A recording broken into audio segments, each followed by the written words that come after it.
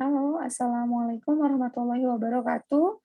Selamat datang kembali rekan-rekan sekalian. Pada video pembelajaran kali ini, kita akan membahas mengenai teori pengambilan keputusan, di mana kita akan mengkaji di sini terkait dengan definisi dari keputusan dan pengambilan keputusan, kemudian konsep dasar pengambilan keputusan. Kita lihat juga di sini diagram pengambilan keputusan, indikator pengambilan keputusan, dan kita melihat persoalan persepsional dan persoalan real, serta setelah itu kita akan masuk ke studi kasus dalam bentuk artikel jurnal. Baik, kita akan masuk ke pembahasan pertama.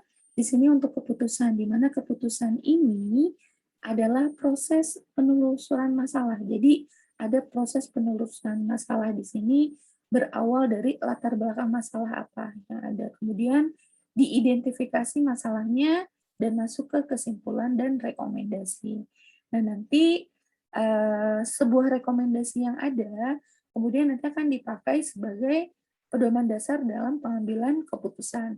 Nah, apabila di satu waktu rekomendasi yang diajukan tadi itu terdapat kekeliruan ataupun kesalahan-kesalahan karena beberapa hal, beberapa faktor, maka rekomendasi yang diajukan nanti akan mengandung peran yang sangat besar nanti dalam pengambilan keputusan. Jadi dimungkinkan dapat mempengaruhi kualitas dari pengambilan keputusan.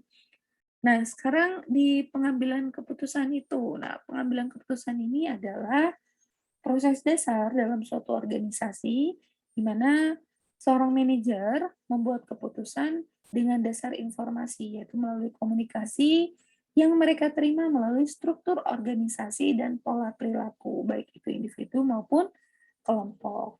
Nah, untuk pengambilan keputusan ini biasanya digunakan sebagai sarana manajemen untuk mencapai sasaran dan tujuan organisasi. Nah, untuk konsep dasar keputusan, ini harus dilakukan secara komprehensif dan pengkajiannya harus dilakukan secara menyeluruh. Nanti kita akan bahas lebih dalam ya, bahasan ini. Oke. Sekarang kita akan masuk ke diagram pengambilan keputusan. Nah, rekan-rekan sekalian bisa lihat di sini ada harapan, ada peluang atau kenyataan, ada kondisi baik dan buruk. Jika kita lihat di sini, ada kondisi ideal dan tidak ideal. Kenapa di sini disampaikan kondisi ideal? Kondisi ideal ini ada di kuadran 1 dan 2. Jika kalian lihat di sini kondisi harapannya baik, kenyataannya pun baik. Ya, jadi kondisi 1 ini kondisi yang diharapkan oleh para pembuat keputusan, di mana antara harapan dengan kenyataan ini sama-sama baik. Ya, siapa yang tidak ingin berada di posisi kuadran 1? Pasti semua mau, ya kan? Nah, sekarang kita lihat di kuadran kedua. Di kuadran kedua ini, harapan tertinggi dari sebuah keputusan apabila perkiraan buruk yang terjadi, namun setelah diputuskan, ternyata peluang tersebut memiliki hasil yang baik. Ya. Ini ada di kuadran 2. Kemudian ada kondisi yang tidak ideal, kondisi buruk, kondisi di kuadran 3 dan 4. Kita lihat di kuadran 3. Kuadran 3, di sini sesuatu yang perkiraannya bernilai baik. Kita lihat di sini ya, perkiraannya baik, dan yang kita harapkan juga baik, tapi ternyata pada kenyataannya terjadinya buruk. Ya, terdapat kesalahan dalam pengambilan keputusan. Kemudian kita lihat di kuadran keempat. Kuadran keempat ini harapan ini buruk. Ya, maksudnya perkiraannya kemungkinan yang terjadi ini akan buruk. Ya, namun ternyata kenyataannya pun sama-sama buruk. Ya, perkiraannya buruk, kemungkinan ini akan buruk nih. Dan hasilnya pun ya buruk. Ya, jadi suatu perkiraan yang buruk dan peluang kejadiannya sangat sedikit sekali untuk mencapai hasil yang baik. Jadi jika kita lihat di sini, jelas kuadran 1 dan kuadran 2 merupakan kondisi yang ideal. Ya, ya dan kondisi apapun sebenarnya kita harus mampu ya mampu berada pada posisi tersebut dan kita harus meminimalisir risiko yang ada.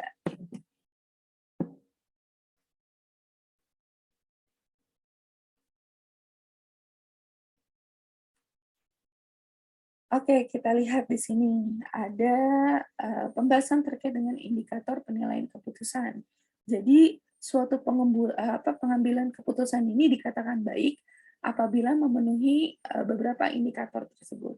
Di sini antara lain yang pertama identifikasi. Jadi, melakukan identifikasi dan melakukan identifikasi dan solusi masalah utama. Kemudian masuk ke alternatif solusi. Jadi, setelah itu menentukan alternatif solusi dan tindakan sesuai dengan yang, dimungkinkan.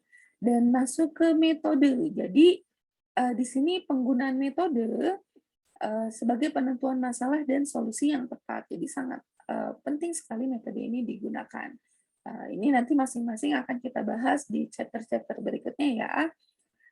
Poin keempat di sini konsekuensi. Jadi, penentuan sejumlah konsekuensi dari alternatif solusi dan tindakan yang akan diambil secara terperinci. Kemudian, masuk ke strategi lanjutan, di mana di sini penentuan strategi lanjutan atas solusi dan tindakan dari apa yang dilakukan. Dan kesepakatan, jadi harus ada kesepakatan sebagai keputusan yang diambil atau disepakati secara bersama-sama. Ya. Kemudian, di sini juga kita akan membahas terkait dengan persoalan persepsional dan persoalan real. Nah, persepsi ini adalah cara pandang seseorang terhadap sesuatu yang muncul sebagai akibat cara seseorang mengorganisasikan berbagai informasi yang dianggap relevan dan bagaimana orang tersebut mengambil kesimpulan atas informasi tersebut. Nah, inilah jika kita lihat um, apa ya dalam berbagai persoalan ini pengambilan keputusan itu harus mampu membedakan antara persoalan yang dipersepsikan atau persoalan persepsional dengan persoalan real atau yang benar-benar dihadapi. Jika kita melihat di sini beberapa gambar, ada gambar 1, 2, 3, dan 4. Saya yakin antara Anda, mahasiswa satu dengan mahasiswa yang lain, ini punya persepsinya masing-masing pada gambar tersebut. Ya, bisa jadi di gambar pertama Anda melihat gambar seorang kakek-kakek berjenggot dan berkumis. Bisa jadi justru yang dilihat adalah tidak, ini ada seorang yang sedang membaca ya dalam suatu ruangan atau mungkin yang lain. Bisa jadi. Nah, itulah persoalan persepsi sama. Pada gambar kedua pun yang dilihat apa?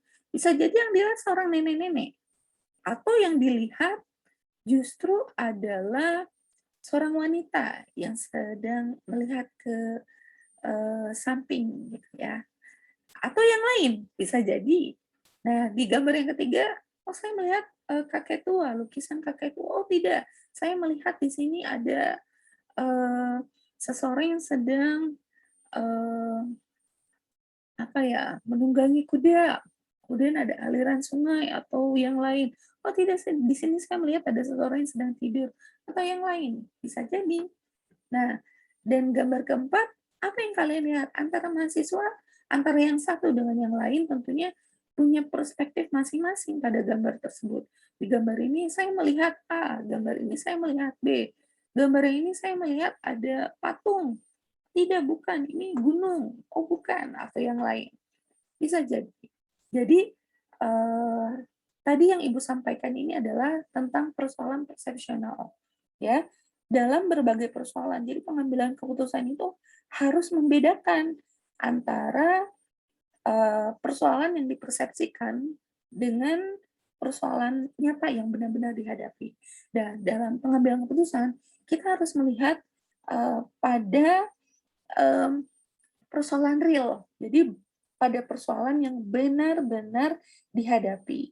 Ingat bahwa kegagalan dalam mengidentifikasi hal tersebut, jika kita salah dalam pengambilan keputusan, salah dalam menilai persoalan itu justru melihat dari persepsional, tentunya ini akan sangat berpengaruh dalam pengambilan keputusan.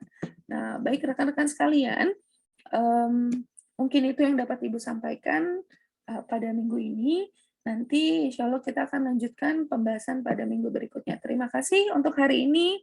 Sukses untuk Anda semua. Jangan lupa untuk saling uh, berdiskusi dan mengerjakan tugas sesuai dengan batas waktu yang telah diberikan. Terima kasih. Assalamualaikum warahmatullahi wabarakatuh.